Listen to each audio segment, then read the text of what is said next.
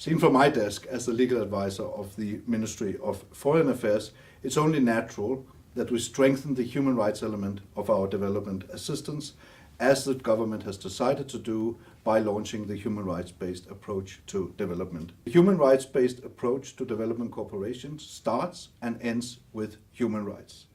We will support our partners in our development cooperation with their fulfillment of their legal and political obligation in the human rights field. This requires that we all have a basic knowledge of human rights. We're not all going to be experts in the legal niceties and the legal details of the human rights instruments, but we should all, working in development cooperation, have a basic understanding and knowledge of human rights and of the international human rights system.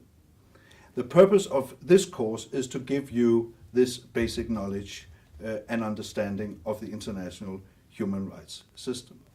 I think it's very important to try to come up with some very specific examples of how we do this.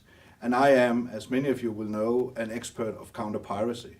Not from a development cooperation perspective, from a more hardcore prevention of piracy off the coast of Somalia. One of the things that the international community is doing as part of this work is to build prisons in East Africa, in Kenya, and in Somalia. And what we have learned, and this I believe is a good example of the human rights-based approach, is that to build prisons is not only a question of building buildings and sanitary systems, it's also a question of training the guards, not just to keep the prisoners inside the prison, but also to make sure that they are treated as they should be under the human rights instruments. I saw a very specific example of this when I visited the Shimo prison in Mombasa in Kenya, which has been renovated by the international community, and where you don't only see the nice buildings and the nice suits and uniforms of the guards, but you also see, for instance, a big sign with the rights of the prisoners, and you know that there is one prison officer who has been appointed ombudsman for the prisoners, so when they have a complaint, they know where to go. I think this is a very good example of how you combine the building of institutions, the building of buildings and sanitary systems with human rights elements, including where people should go if their rights are not observed. So what should you do when you're sitting out there and you're thinking, how do I get through this? Well, the first thing you should do is, of course, to take this course on the web. I believe that when you have been through this course, you will have a basic understanding of what human rights instruments we're talking about, but more importantly, you would also have an understanding of the human rights, international human rights processes.